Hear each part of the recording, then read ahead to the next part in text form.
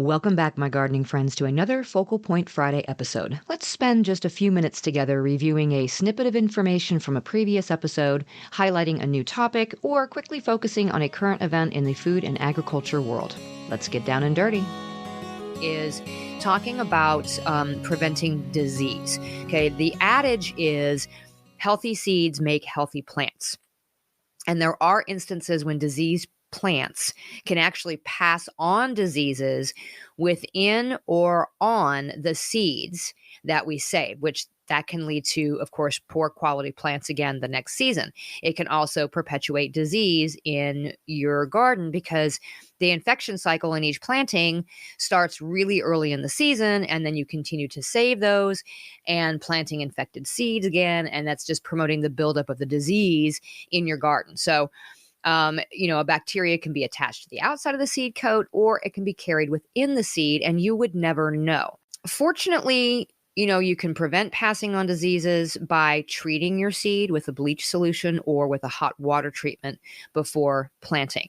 A chlorine bleach treatment can eliminate certain pathogens from the surface of the seed. A hot water treatment can eliminate or reduce seed-borne fungi and bacteria, but not viruses. In the hot water treatment, it's really important to pay attention to the ratio of the solution and the temperature and the recommended time in the solution when treating the seed, because if you don't do it correctly, you can actually damage the seed, which of course is going to reduce the viability of the seed being able to produce the next season. The problem is infected transplants and seeds don't usually show any obvious symptoms of infection until much later on. So really, it is start with disease-free plants if you possibly can. In our area, it's difficult to grow a completely disease-free tomato in the garden, just outdoors. There are just so many fungal and bacterial pathogens that infect our garden tomatoes out here. Now, I've never had a problem with passing on disease in seeds because the types of diseases that plague our tomatoes, like early blight, for example, are passed on through the wind or through soil contamination. So it's not something that is usually passed on through the seed. But in some areas, things like a bacterial canker are a big problem in tomatoes, and that can be passed on by seed. So part of the importance is knowing what's a problem in your area and learn the signs, and then just choose healthy fruit from healthy plants whenever it is possible.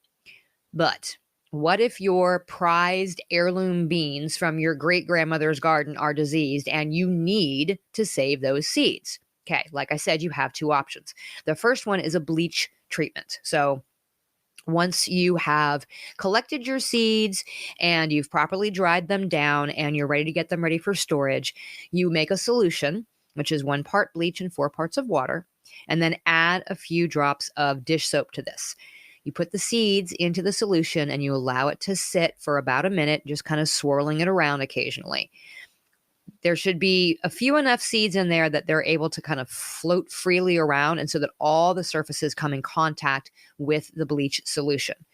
Once they've had about a minute in the solution, pour it through, a mesh sieve or a cheesecloth, and then rinse the seeds in cool tap water under running water for about 5 minutes. And then at this point, the seed can be thoroughly dried and then stored.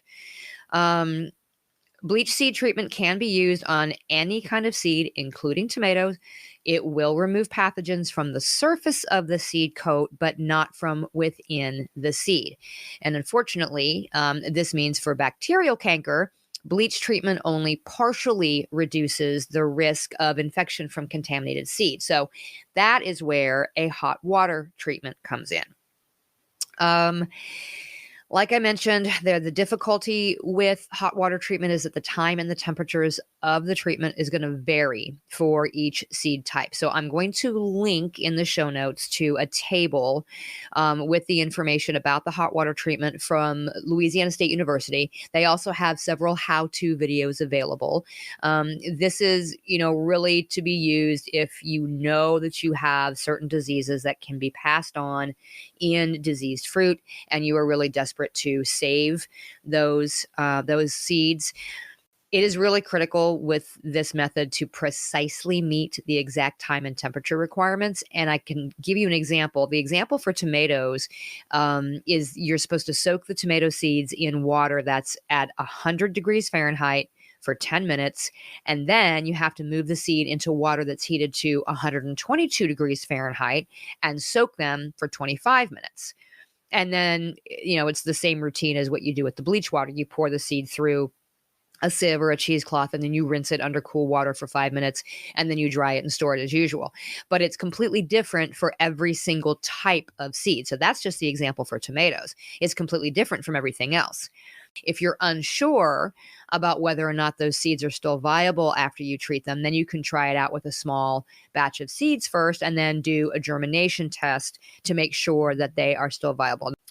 Now, this is going to be a sort of worst case scenario situation, but I did want to mention it just in case you live in an area where you really do deal with a lot of diseases that can be passed on, and you don't want to save those and propagate them again the next year. At that point, it really is a better idea for you just to buy new seed, fresh seed, every single season. And that's why it's best to just start with healthy plants and avoid all that nonsense. Thanks for joining me on this Focal Point Friday. I'll be back again on Tuesday for another regular episode of the Just Grow Something podcast. So until next time, my gardening friends, keep on cultivating that dream garden, and we'll talk again soon.